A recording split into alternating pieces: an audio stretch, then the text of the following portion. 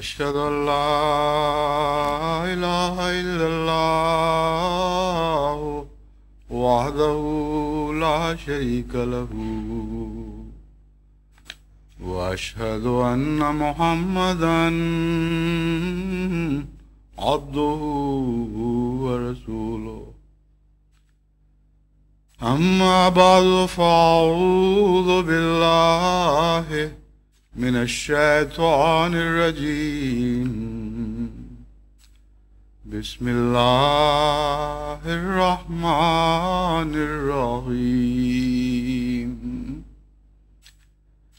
الحمد لله رب العالمين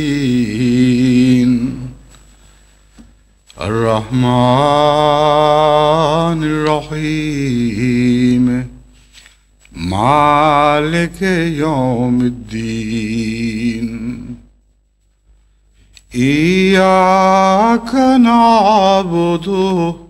وإياك نستعين اهدنا الصراط المستقيم صراط الذين أنعمت عليهم غير المغضوب عليهم ولا الضالين۔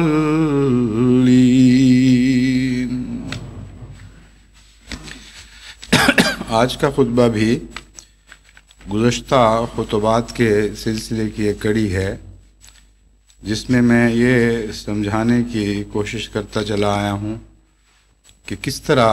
نماز کے ساتھ ایک ذاتی تعلق پیدا کیا جائے اور کس طرح نماز کے مطالب میں ڈوب کر نماز سے لذت حاصل کی جائے اور وہ مقصد پا لیا جائے جو نماز کی ادائیگی کا حقیقی مقصد ہے،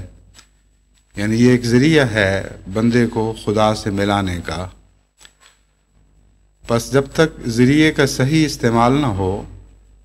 اس وقت تک ذریعہ اپنے مقصود کو پا نہیں سکتا۔ پس مقصود بذات خدا تعالیٰ کا وصل ہے، خدا تعالیٰ سے تعلق ہے، اور نماز سے جتنا تعلق بڑھے گا، نماز کا جتنا عرفان بڑھے گا،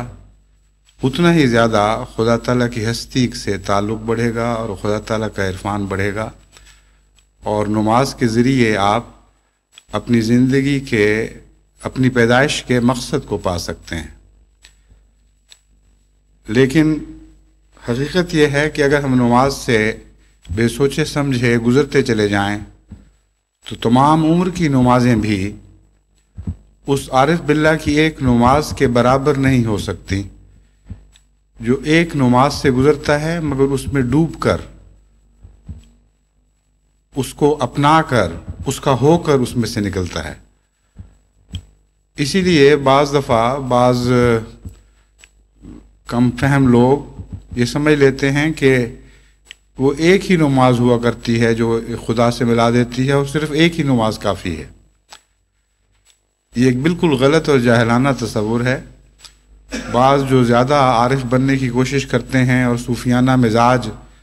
رکھتے ہیں یا نہیں مگر لوگوں کو دکھاتے ضرور ہیں، وہ یہ کہا کرتے ہیں کہ بس ایک لمحہ کافی ہے زندگی کا، وہ لمحہ جو خدا سے ملا دے، اور مفہوم یہ ہوتا ہے کہ بس ایک لمحے کی ملاقات کے بعد پھر ہمیشہ کے لیے چھٹی۔ حالانکہ ملانے والا لمحہ وہ لمحہ ہوا کرتا ہے جو ہمیشہ کے لیے وابستہ کر دے، جس کے بعد علیحدگی کا کوئی تصور نہ رہے۔ بس ایک نماز کا سوال نہیں ہے، سوال ایک ایسی نماز کا ہے جو آپ کا نماز کے ساتھ ایسا گہرا اور دائمی رشتہ باندھے، ایسا تعلق پیدا کر دے کہ جو پھر کبھی نہ ٹوٹے۔ محبت کے متعلق شعراء کہتے ہیں کہ ایک ہی نظر میں ہو جایا کرتی ہے، مگر وہ ایک ہی نظر ایسی تو نہیں ہوا کرتی کہ دوبارہ محبوب کی طرف اٹھنے کی تمنا سے ہی محروم رہے۔ ایک نظر سے مراد یہ ہے کہ محبت جب ہو جائے تو ہر نظر پھر اپنے محبوب کو تلاش کرتی ہے، اور یہی عرفان الہی اور وصل الہی کی حقیقت ہے ایک دفعہ جب سچا تعلق اللہ تعالیٰ سے پیدا ہو جائے، جس کا نماز سب سے بڑا ذریعہ ہے، تو پھر یہ تعلق دائمی ہو جایا کرتا ہے، اور اس تعلق کی سچائی کا نشان ہی اس کا دوام ہے۔ اس لیے میں آپ کو مختلف پہلوؤں سے نماز کے مضمون پر غور کرنے کے طریق بتانے کی کوشش کر رہا ہوں، تاکہ ہر شخص اپنے اپنے مزاج کے مطابق وہ طریق اختیار کرے اور عبادت کا صرف فریضہ ادا نہ کرے، بلکہ عبادت کی لذت حاصل کرے اور عبادت کے پھل کھائے۔ جب ہم صفات باری تعالیٰ کا بیان کرتے ہیں، کا ذکر کرتے ہیں قرآن سورہ فاتحہ کے الفاظ میں، تو اس کے بعد ایاک نعبد و ایاک نستعین کی دعا ہے۔ اس کا ایک مفہوم میں پہلے بیان کر چکا ہوں، اب ایک اور امر کی طرف توجہ دلانی چاہتا ہوں کہ 4 بنیادی صفات بیان ہوئی ہیں: رب العالمین، الرحمن، الرحیم،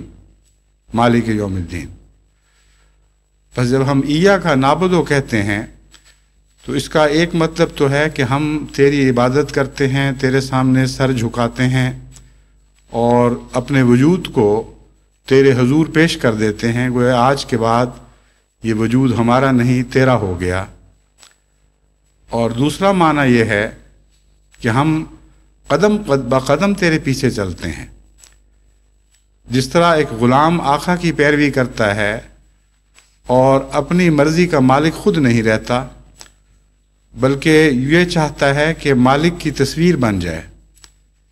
جیسا مالک کرتا ہے ویسا ہی وہ کرے، تو اس کا نام بھی عبدیت ہے۔ پس عبدیت اور عبودیت 2 مفہوم عبد کے اندر پائے جاتے ہیں۔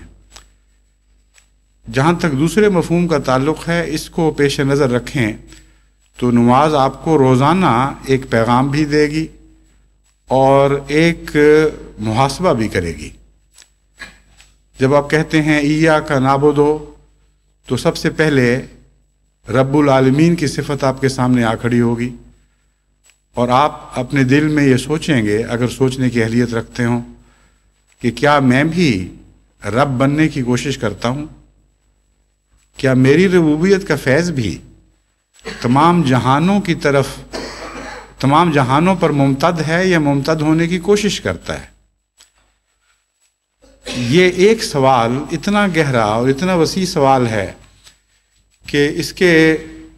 حقیقی جواب تلاش کرنے میں بھی مدتیں درکار ہیں، اور اس کو مختلف جگہوں پر باری باری اطلاق کرتے ہوئے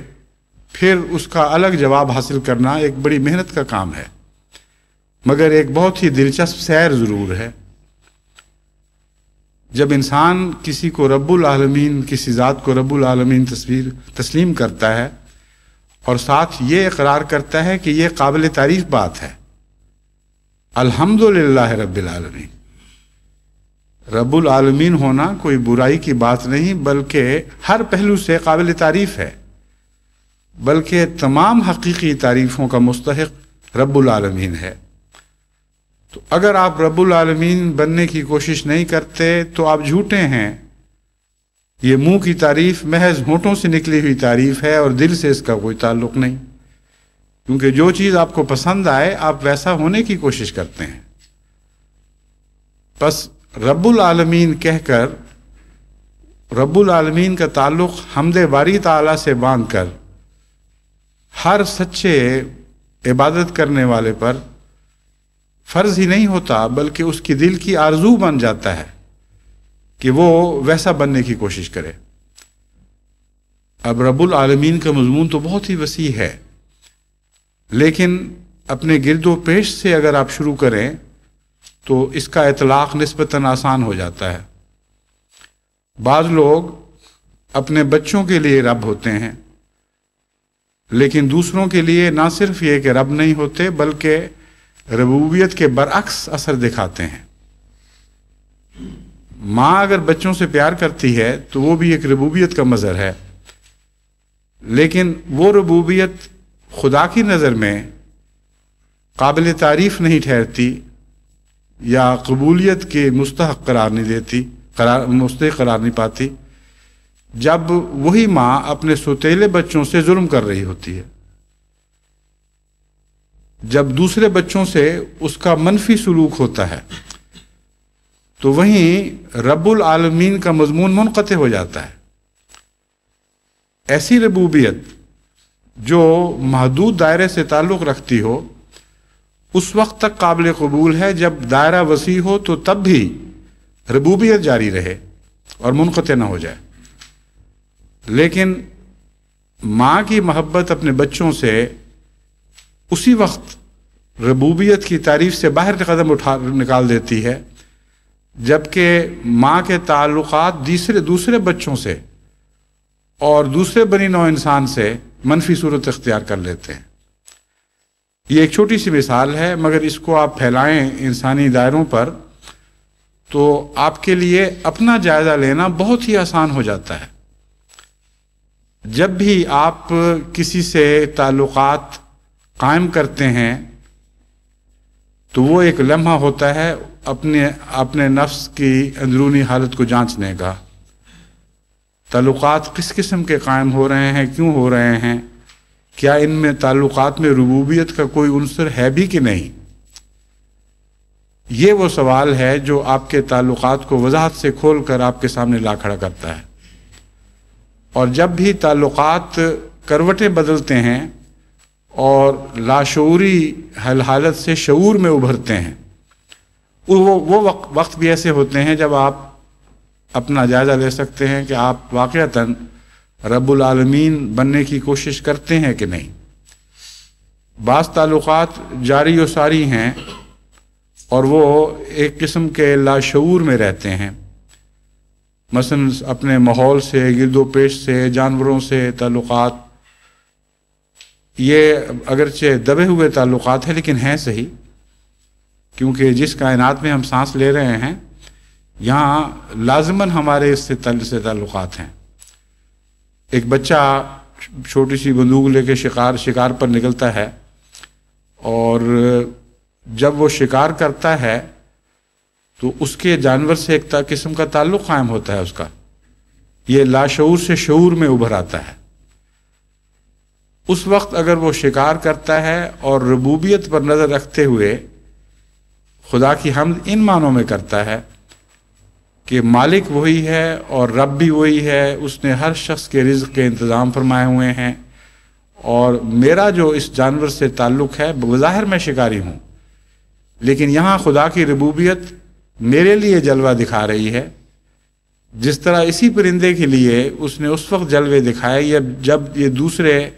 چھوٹے چھوٹے جانوروں کا شکار کر کے خدا کی ربوبیت کے مزے چکھتا تھا۔ تو ربوبیت کا مضمون بظاہر اس صورت سے متصادم ہونے کے باوجود ایک نئی شکل میں آپ کے سامنے ظاہر ہوتا ہے، یعنی خدا تعالیٰ ایک پہلو سے رب بنتا ہے، دوسرے پہلو سے بظاہر ربوبیت کی نفی ہو رہی ہوتی ہے۔ ایسی صورت میں ایک بنیادی قانون ہے جو ہمیشہ کار فرما ہے، اور وہ یہ ہے کہ بہتر کے لیے ادنا کو قربان کیا جائے گا۔ یہاں ربوبیت ایک اور رنگ میں آپ کے سامنے ابھرتی ہے، مگر وہی بچہ جب آگے بڑھتا ہے اور ایک ایسے جانور کو جو خدا نے خوبصورتی کے لیے پیدا کیا ہے، جو اس کے کھانے کے کام نہیں آ سکتا، یا ایسے جانور کو جو خدا تعالیٰ نے صفائی کے لیے مقرر فرمائے ہوئے ہیں یا اور مقاصد کے لیے پیدا کیے ہیں، ان کو محض مارنے کی نیت سے مارتا ہے، تو یہاں ربوبیت سے وہ اپنا تعلق توڑ لیتا ہے اور واضح طور پر ربوبیت کی حدود سے باہر قدم رکھتا ہے۔ تو بظاہر ایک ہی فعل ہے، یعنی جانور سے تعلقات کے دوران کسی جانور کو ذبح کرنا یا شکار کرنا اور کسی جانور کی جان بخشی کرنا، لیکن یہ ایک فعل نہیں رہتے جب آپ ان افعال کو مختلف حالات میں ربوبیت کی کسوٹی پر پرکھ کر دیکھتے ہیں۔ پھر جانور جو ضرورت مند ہیں، جو مصیبت میں مبتلا ہیں، ان کے لیے آپ نے مغربی قوموں میں خاص طور پر ربوبیت کے جذبے دیکھے ہوں گے، جو بدقسمتی سے مسلمانوں میں نسبتاً کم پائے جاتے ہیں۔ تو ایک ہی چھوٹی سی مثال سے جو رستہ کھلتا ہے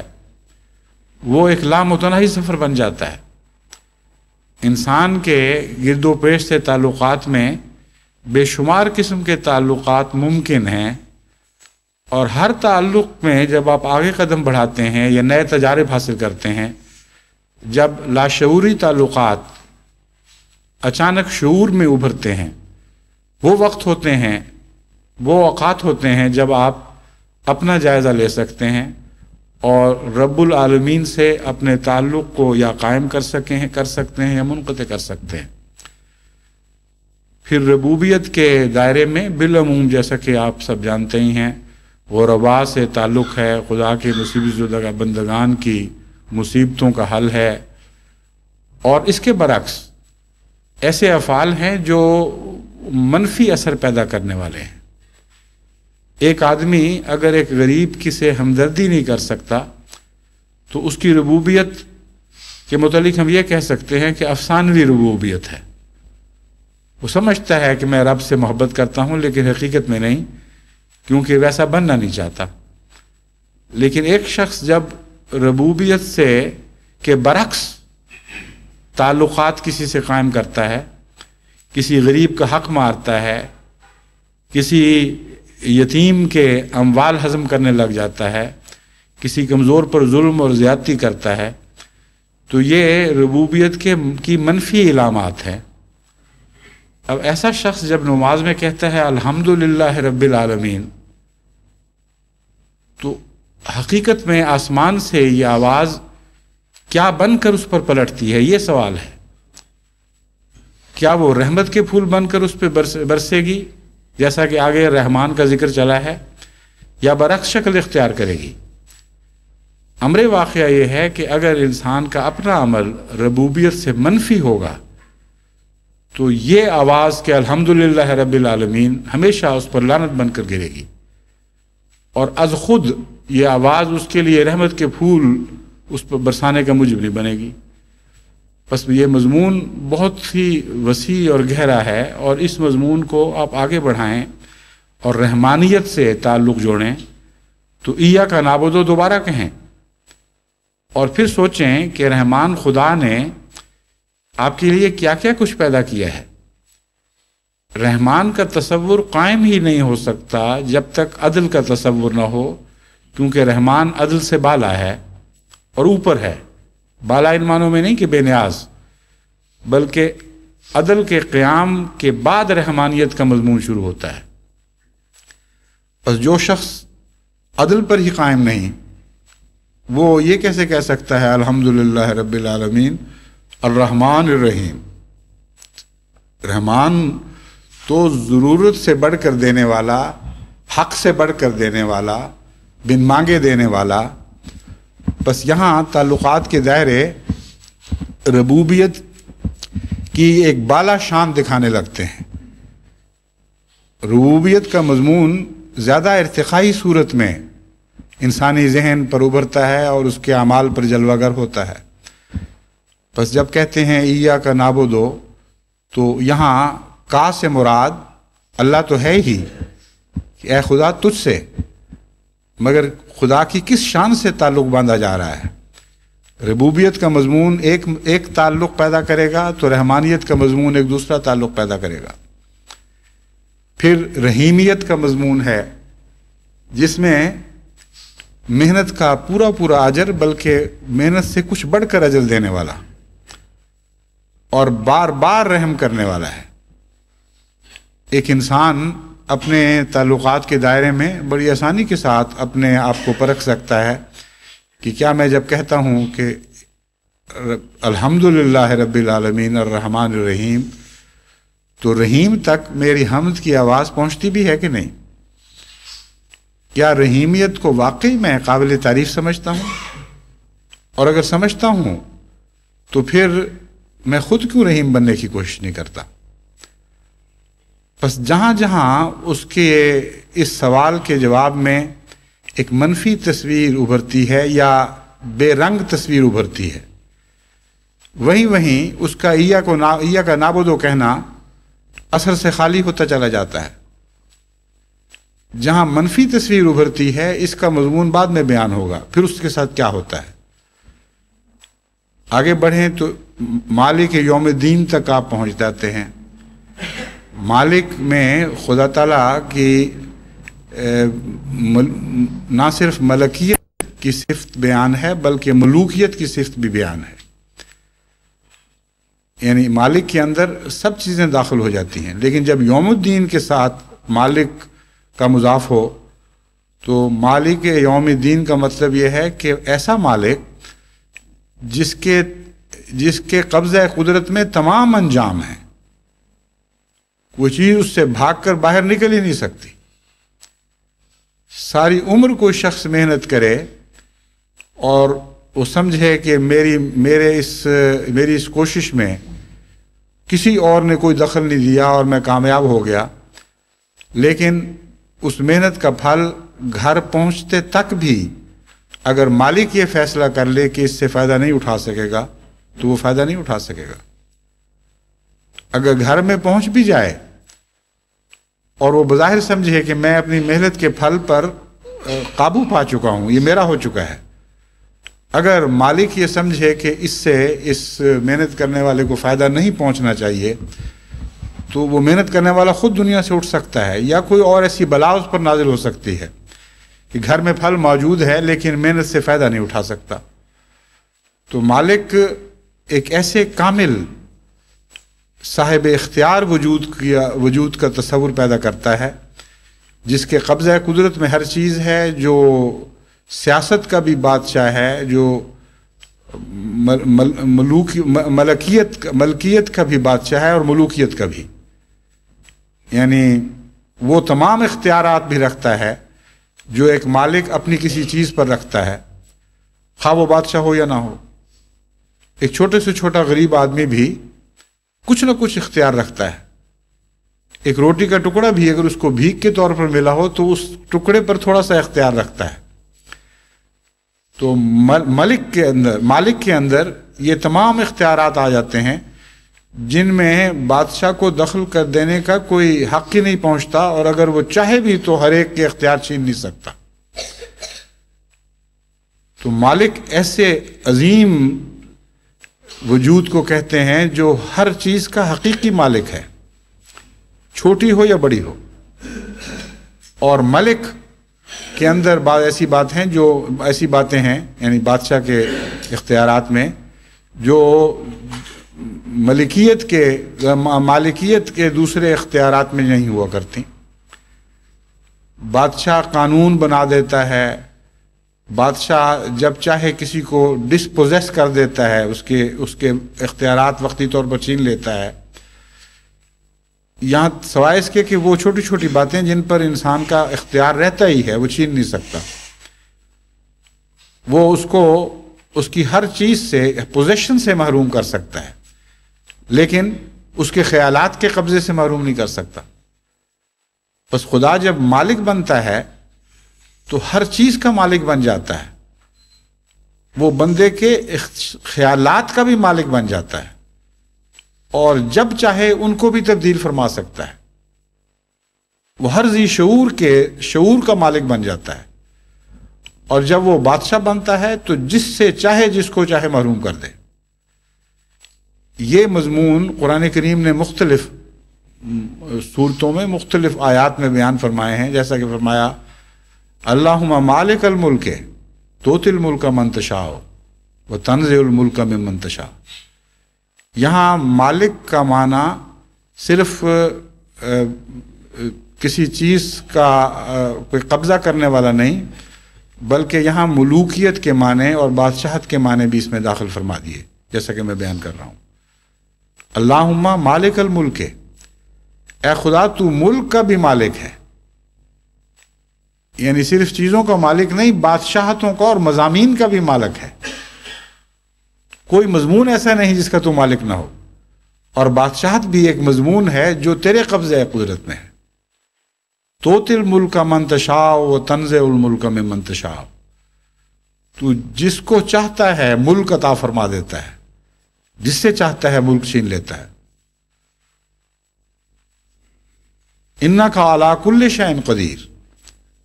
تو ہر چیز پر قادر ہے۔ یہ ہے تعریف مالک کی۔ تولج اللیل فی النہار وتولج النہار فی اللیل وتخرج الحی من المیت وتخرج المیت من الحی وترزق من تشاء بغیر حساب، کہ اے خدا تو رات کو دن میں تبدیل فرما دیتا ہے، دن کو رات میں تبدیل فرما دیتا ہے،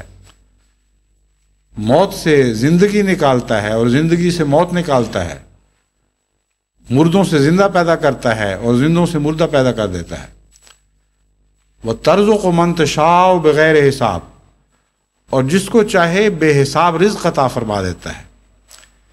تو اس آیت نے اس مضمون کو خوب کھول دیا کہ مالک سے مراد محض کسی چیز کا مالک ان معنوں میں نہیں ہے جن معنوں میں ہم مالک بنتے ہیں یا مالکیت کا مضمون سمجھتے ہیں، بلکہ بہت ہی وسیع اور گہرا مضمون ہے۔ اس میں سیاست اور بادشاہت بھی داخل ہو جاتی ہے، اور رزق بھی داخل ہو جاتا ہے، اور قانون سازی بھی داخل ہو جاتی ہے، اور قانون پر پورا قبضہ ہونا بھی داخل ہو جاتا ہے، اور قانون کا نفاذ بھی داخل ہو جاتا ہے، اور زندگی بھی اس کے ماتحت آتی ہے اور موت بھی اس کے ماتحت آتی ہے۔ گویا مالکیت کا تصور اتنا وسیع ہے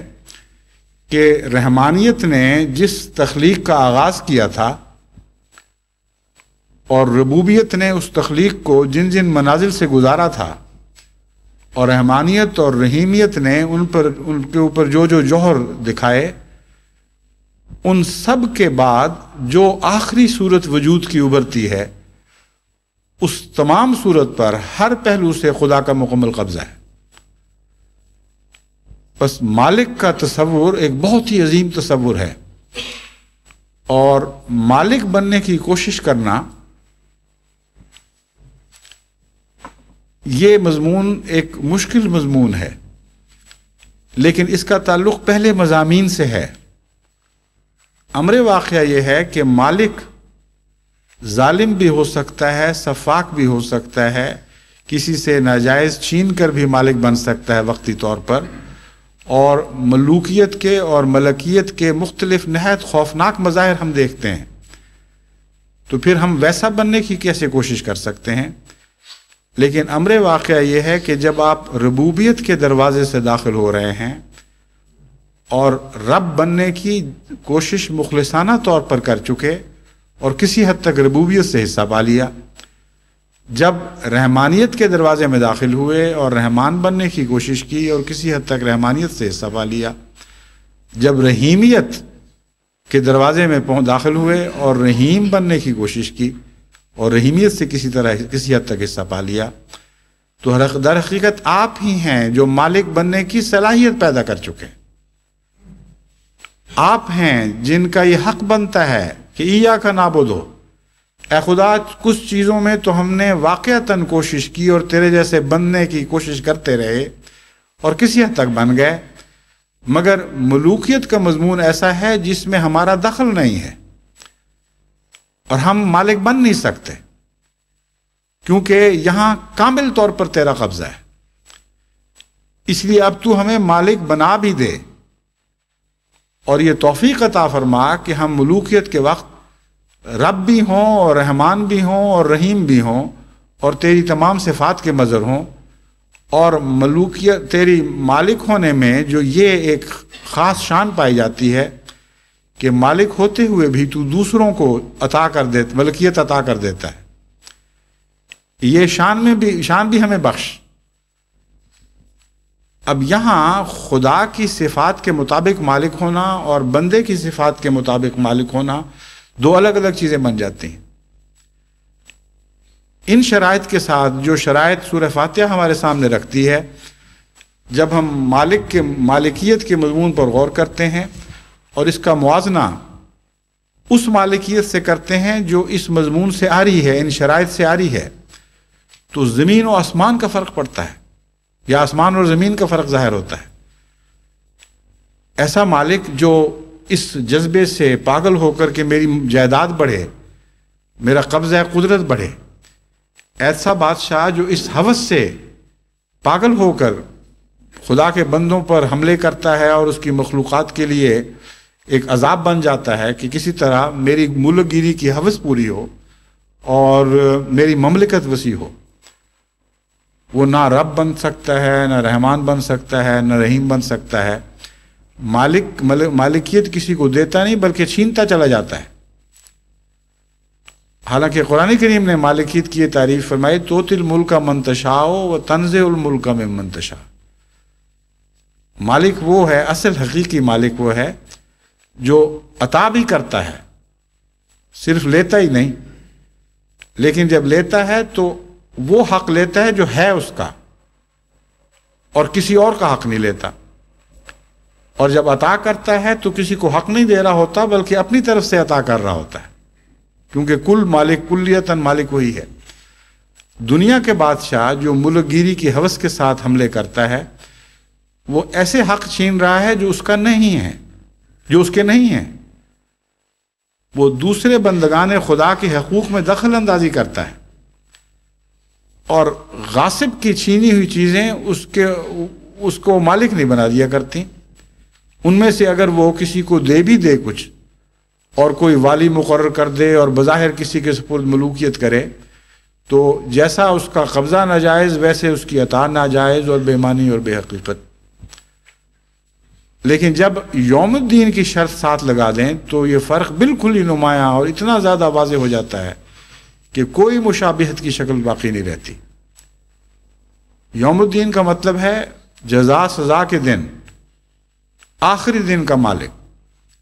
ہر چیز اس کی طرف لوٹ جائے گی، اور ایک ایسا وقت آئے گا جب کوئی دوسرا شخص ملکیت میں یا ملوکیت میں ایک ذرہ بھر بھی اس کا شریک نہیں رہے گا۔ قرآن کریم فرماتا ہے وَمَا أَدْرَاكَ مَا يَوْمُ الدِّينِ يَوْمَ لَا تَمْلِكُ نَفْسٌ لِنَفْسٍ شَيْئًا وَالْأَمْرُ يَوْمَئِذٍ لِلَّهِ، کہ تمہیں کس طرح سمجھائیں کہ یوم الدین کیا چیز ہے۔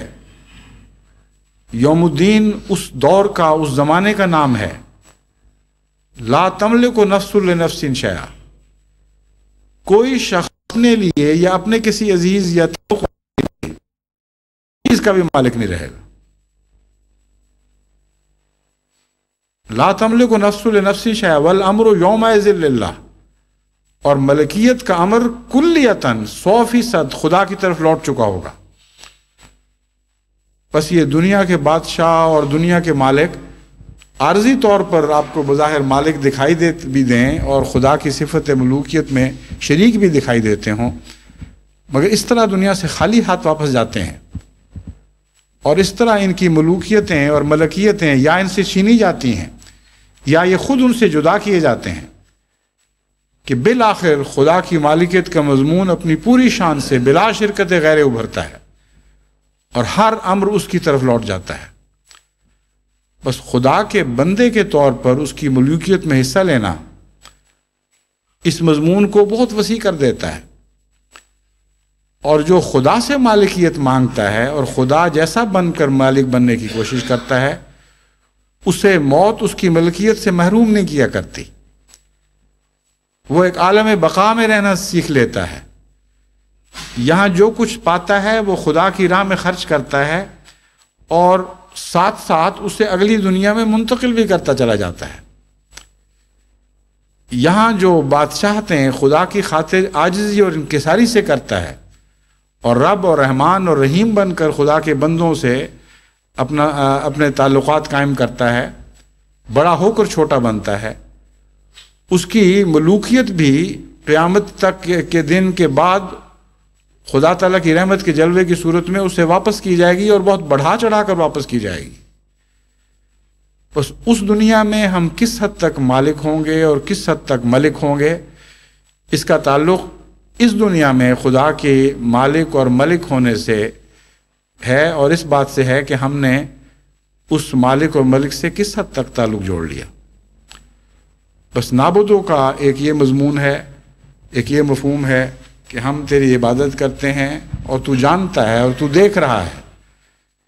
کہ جو چیز ہمیں تیری پسند آ رہی ہے ہم ویسا بننے کی کوشش کر رہے ہیں، اس لیے ہمارے اخلاص میں تو کوئی شک نہیں رہا، اگر ہم جھوٹے ہوتے تو منہ کی تعریف کرتے اور عملاً ہم اور رخ اختیار کرتے، کسی اور سمت میں روانہ ہو جاتے، مگر جس کو ہم اچھا سمجھ رہے ہیں اس کے قدم بقدم اس کے پیچھے چلے آ رہے ہیں۔ بس ایاک نعبدو، اے خدا ہم پورے خلوص کے ساتھ اور صمیم قلب کے ساتھ اور دل کی گہرائیوں کے ساتھ اور اپنے اعمال کی تصدیق کے ساتھ بار بار یہ عرض کرتے ہیں کہ ہم صرف تیری عبادت کرتے ہیں اور کسی اور کی عبادت نہیں کرتے۔ دوسرے معنوں میں ایاک نعبدو میں خدا تعالیٰ کے احکام کی پیروی ہے، ایک اس کی صفات کی پیروی ہے اس طرح جو دنیا میں ہر جگہ جلوہ گر دکھائی دیتی ہیں، اور اس کے لیے کسی مذہبی احکام کی ضرورت نہیں۔ انسان کا ربوبیت کا تصور، رحمانیت کا تصور، رحیمیت کا تصور اور مالکیت کا تصور خدا کے تعلق میں کچھ نہ کچھ ضرور ہوتا ہے، اور اپنے اپنے تصور کے مطابق جس حد تک انسان ابدیت کی راہیں اختیار کرتا ہے وہ ایاک نعبدو کہنے کا حق رکھتا ہے۔ لیکن جب خدا تعالیٰ کی طرف سے شریعت نازل ہوتی ہے اور خدا تعالیٰ صرف اپنی صفات کے جلووں سے ظاہر نہیں ہوتا بلکہ اوامر اور نواہی کے جلووں سے ظاہر ہوتا ہے، احکام دیتا ہے اور باسیوں سے منع کرتا ہے، کہیں شجرہ طیبہ ہے اور کہیں شجرہ خبیثہ ہے۔ فرماتا ہے کہ شجرہ طیبہ سے جتنے پھل چاہو کھاؤ اور جس طرح چاہو کھاؤ، اور حکم دیتا ہے کہ شجرہ ممنوعہ کی طرف نہ جاؤ، وہ خبیث شجر ہے۔ تو یہاں انسان روزانہ دو ٹوک فیصلے کرنے کا اہل ہو جاتا ہے۔ یہاں اس کی سوچوں اور فکروں کا سوال نہیں رہتا، بلکہ کھلم کھلا خدا کی عبودیت یا عدم عبودیت کے مراحل اس کے سامنے آتے ہیں، اور ہر مرحلے پر وہ فیصلہ کرتا ہے کہ میں نے عبودیت کرنی ہے یا عبودیت سے منہ پھیرنا ہے۔ بس ان معنوں میں جب وہ ان شرائط کو پورا کرتا ہے، اور ہم یہ نہیں کہہ سکتے کہ پورا کرتا ہے، یہ کہہ سکتے ہیں کسی حد تک پورا کرتا ہے،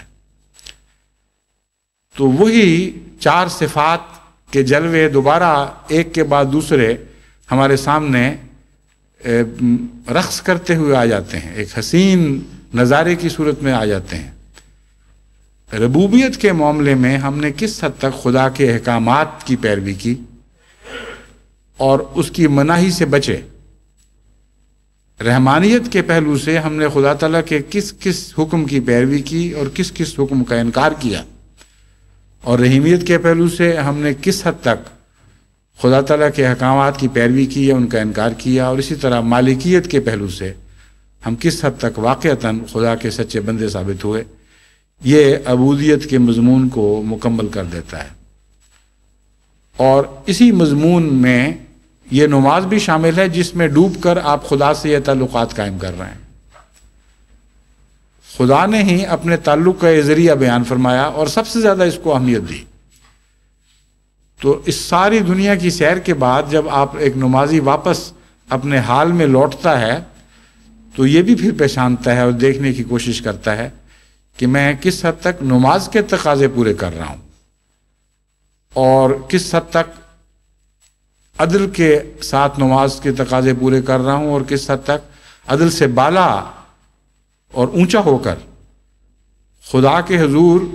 ایسی عبادت کر رہا ہوں کہ اگر نہ بھی کروں تو مجھ پر حرف نہیں، لیکن بہت بڑھ کر سلوک کرتا ہوں۔ اور جب یہ مضمون شروع ہوتا ہے تو وہاں احسان کا مضمون داخل ہو جاتا ہے، یعنی عدل سے نماز احسان میں تبدیل ہونے لگتی ہے اور زیادہ پہلے سے بڑھ کر حسین ہونے لگ جاتی ہے۔ اب آپ ایاک نستعین میں داخل ہوتے ہیں۔ اب دیکھیں کہ ہر شخص کا ایاک نستعین ہر دوسرے شخص سے کتنا مختلف ہو چکا ہے۔ بظاہر ایک ہی آواز ہے کہ اے خدا ہم تیری مدد چاہتے ہیں اور صرف تیری مدد چاہتے ہیں، تجھ سے مدد مانگتے ہیں اور صرف تجھ سے مدد مانگتے ہیں، لیکن کس کس مدد کی اہلیت کے ساتھ؟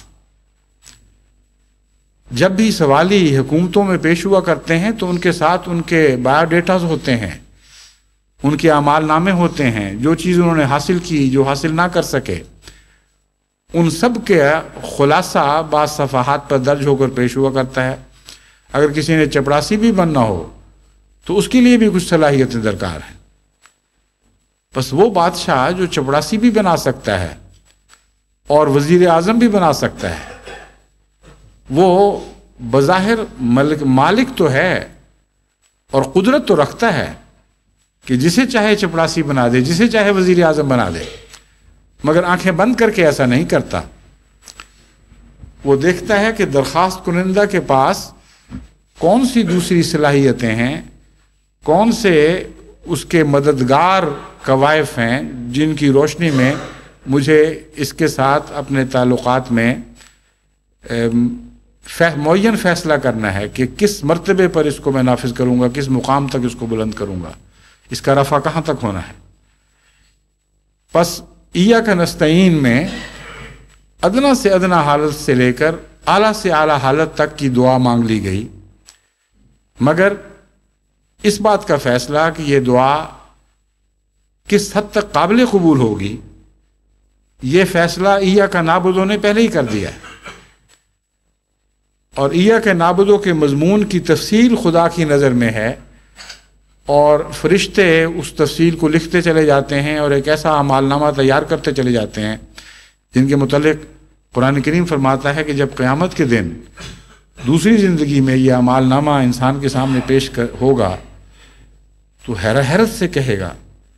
کہ ما لہذا الکتاب لا یغادر صغیرۃ ولا کبیرہ، کہ کیسی کتاب ہے کہ کوئی چھوٹی سے چھوٹی چیز بھی نہیں چھوڑ رہی اور کوئی بڑی سے بڑی چیز بھی نہیں چھوڑ رہی، ہر چیز کا اس نے احاطہ کیا ہوا ہے۔ بس وہ احاطہ جو قیامت کے دن ہوگا، وہی احاطہ اس دنیا میں ایاک نستعین کے وقت ہوتا ہے، اور یہی وجہ ہے کہ دعاؤں کی قبولیت میں ہر بندے سے الگ الگ سلوک ہو رہے ہوتے ہیں۔ حضرت اقدس محمد مصطفیٰ صلی اللہ علیہ وآلہ وسلم کی ایک دعا تھی، لیکن وہ ایک ایسے شخص کی دعا تھی جو ان تمام انسانوں کے رفع کے وقت، خواہ وہ عام انسان تھے یا انبیاء تھے، سب کو پیچھے چھوڑ گیا، اور اس کا مقام قرب ہر دوسرے نبی سے ہی بالا نہیں بلکہ تمام فرشتوں، تمام ملائک، تمام کائنات میں ہر وجود سے آگے تھا۔ بس اس مقام قرب پر جو سفارش ہوتی ہے یا دعا ہوتی ہے، اس کا ایک اور مرتبہ ہے، اور دنیا میں بھی ہم یہی کچھ دیکھتے ہیں۔ اس لیے خدا کے مضمون کو سمجھنے کے لیے کوئی غیر معمولی صلاحیتیں درکار نہیں۔ آپ روزمرہ کی دنیا میں اتر کر اپنے گرد و پیش میں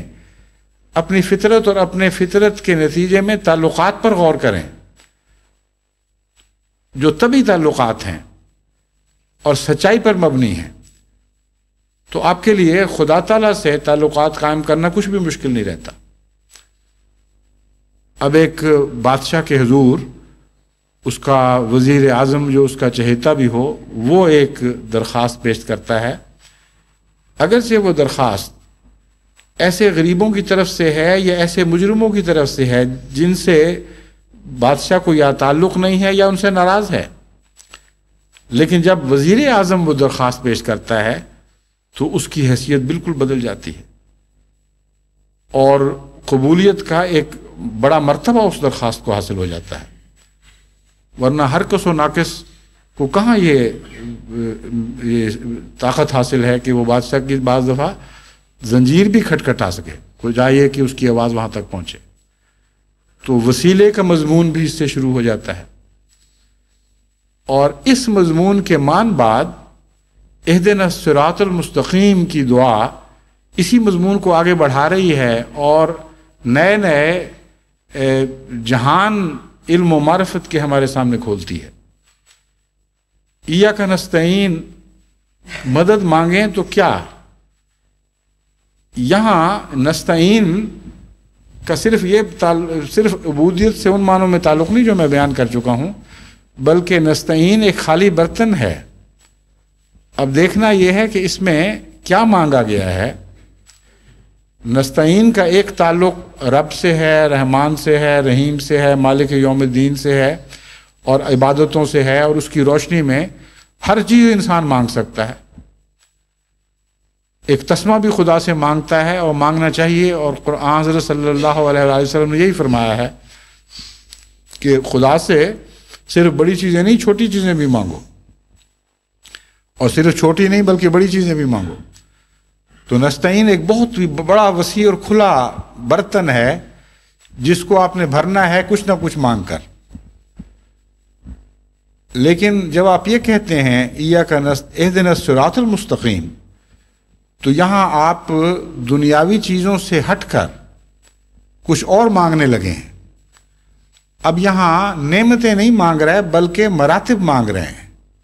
اور ان دو باتوں میں بڑا فرق ہے۔ صراط الذین انعمت علیہم فرمایا،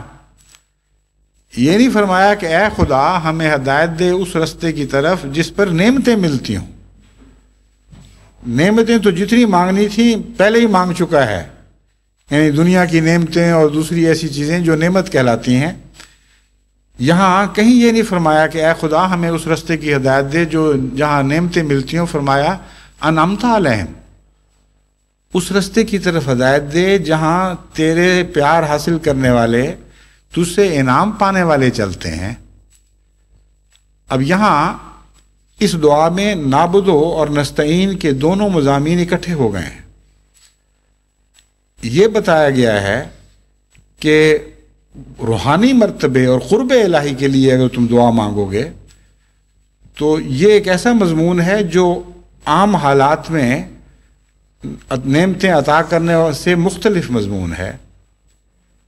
ایک کافر جو خدا تعالیٰ کے احکامات کی خدا تعالیٰ کے احکامات سے کھلم کھلا بغاوت کرتا ہے، وہ بھی خدا کی نعمتوں میں حصہ پاتا ہے، کیونکہ دنیا میں ہر جگہ اس کی نعمتیں پھیلی پڑی ہیں۔ کوئی ایسا انسان نہیں ہے جو خدا کی نعمت سے حصہ نہ پاتا ہو۔ لیکن جب آپ یہ کہتے ہیں کہ انعمت علیہم، اے خدا ہمیں ان لوگوں کا رستہ دے جو منعم علیہم ہیں، تو نعمتیں نہیں مانگی بلکہ خدا سے انعام یافتہ لوگ بننے کی دعا مانگی ہے۔ اور یہاں سارے کافر تمام خدا سے روگردان اور دنیا دار الگ ہو جاتے ہیں، اور ان کا رستہ یہاں ختم ہو جاتا ہے۔ اب ایک اور رستہ شروع ہوتا ہے جو قرب الہی کا رستہ ہے، خدا سے پیار مانگنے کا رستہ ہے، اس سے مراتب حاصل کرنے کا رستہ ہے۔ اور اس کے متعلق ہمیں فرمایا کہ یہ رستہ تمہیں تب عطا ہوگا جب تمہاری عبادت واقعتاً ان رستوں سے گزرے گی جن رستوں سے انعام پانے والوں کی عبادتیں گزر چکی ہیں۔ جہاں تم نعمت کی دعا نہیں مانگ رہے ہوگے بلکہ نعمت پانے والوں کی جیسا بننے کی دعا مانگ رہے ہوگے، اور یہ دعا پہلی دعا سے بہت زیادہ مشکل دعا ہے۔ لوگ عموماً سمجھتے ہیں اہدنا الصراط المستقیم کہنا بڑا آسان کام ہے، اے خدا ہمیں سیدھے رستے پر چلا، بس بات ختم ہو گئی۔ وہ یہ نہیں سوچتے کہ جن لوگوں پر خدا نے انعام کیا تھا وہ تھے کون کون، اور اس دنیا میں کن کن مصیبتوں سے گزرے ہوئے ہیں۔ حضرت محمد مصطفیٰ صلی اللہ علیہ وآلہ وسلم تمام انعام پانے والوں کے سردار تھے، اور اس سے پہلے موسیٰ نے بھی انعام پائے، اور عیسیٰ نے بھی پائے، اور ابراہیم نے بھی پائے، اور نوح نے بھی پائے، اور تمام گزشتہ انبیاء جن کی تاریخ قرآن کریم میں محفوظ ہے، وہ لوگ ہیں جنہوں نے جو منعم علیہم کے گروہ میں داخل ہیں،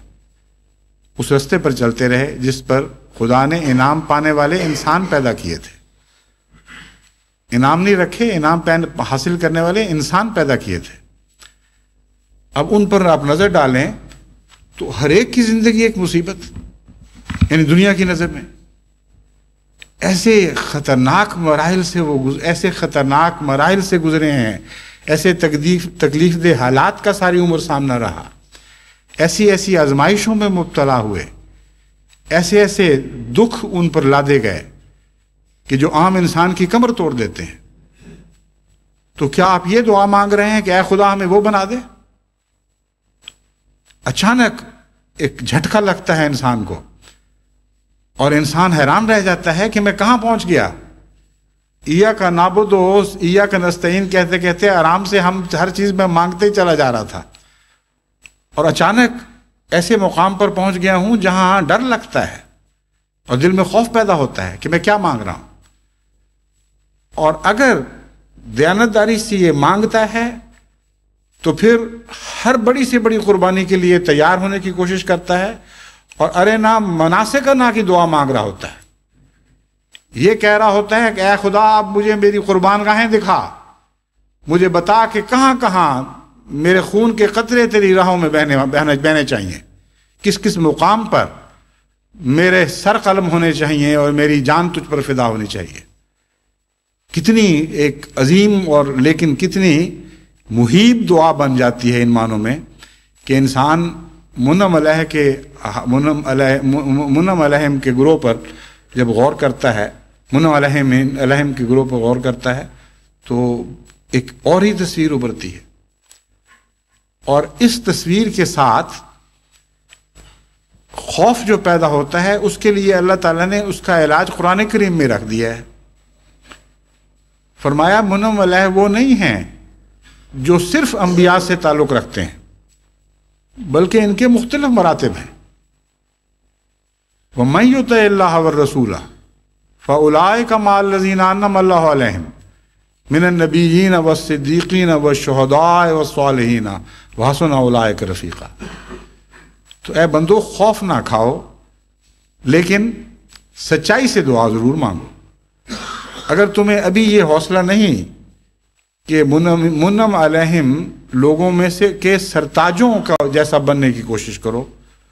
اور خدا سے یہ دعا مانگو کہ جس طرح وہ ان کی زندگیاں گزری ویسی ہی ہماری زندگیاں بھی گزریں، تو پھر ذرا نیچے اتر جاؤ، نچلی سیڑھی پر کھڑے ہو کے دعا مانگ لو. وہاں نہیں ہمت پڑتی تو اس سے نچلی سیڑھی پہ کھڑے ہو کے دعا مانگ لو. سب سے آخری چوکھٹ پہ کھڑے ہو جاؤ. صالحین کے اندر ہر قسم کے لوگ شامل ہیں. ایسے بھی ہیں جن سے کمزوریاں بھی سرزاد ہوئیں، جن کے اندر طاقت نہیں تھی زیادہ بوجھ اٹھانے کی، اللہ ان سے درگزر فرماتا رہا، مگر کسی میں تو ضرور شامل ہو اور کچھ نہ کچھ ویسے نمونے ضرور دکھاؤ جیسے انعام پانے والوں نے اس سے پہلے دکھائے ہیں. تو دیکھیے یہ دعا کتنے، سورہ فاتحہ کی دعا ہمیں کن کن راہوں سے گزارتی رہی ہے، کن کن نئے مطالب اور معارف کے جہان ہمارے سامنے کھولتی چلی جا رہی ہے اور کھولتی رہی ہے، اور کس طرح ہمیں رفتہ رفتہ سلیقہ سکھاتی ہے، تربیت دیتی ہے کہ خدا تعالیٰ کی عبادت کس طرح ادا کرو، اس سے کیا فائدہ اٹھاؤ، کس طرح اس سے دلی تعلق قائم کرو. لیکن جیسا کہ میں نے بیان کیا تھا یہ مضمون تو شاید اور ایک دو خطبوں کا محتاج رہے. ابھی وقت ختم ہو رہا ہے، 1 گھنٹے کے قریب وقت گزر چکا ہے، تو اللہ تعالیٰ توفیق عطا فرمائے تو انشاءاللہ آئندہ یا اس سے آئندہ خطبے میں اس مضمون کو جاری رکھیں گے. السلام علیکم.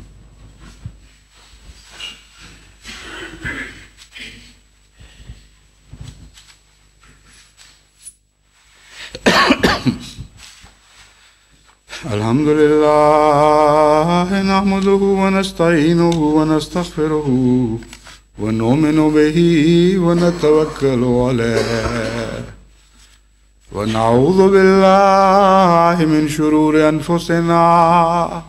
ومن سيئات أعمالنا. من يهده الله فلا مضل له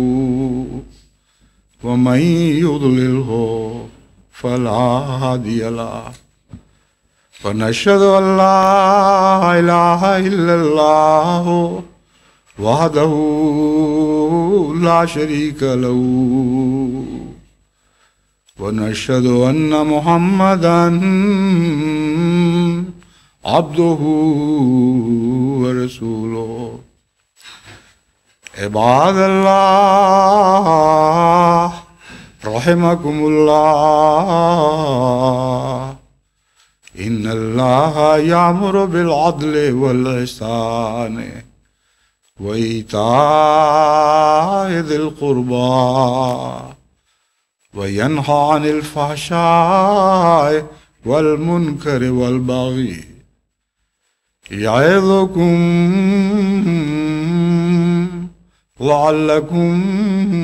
تذكرون. اذكروا الله يذكركم وادعوه يستجب لكم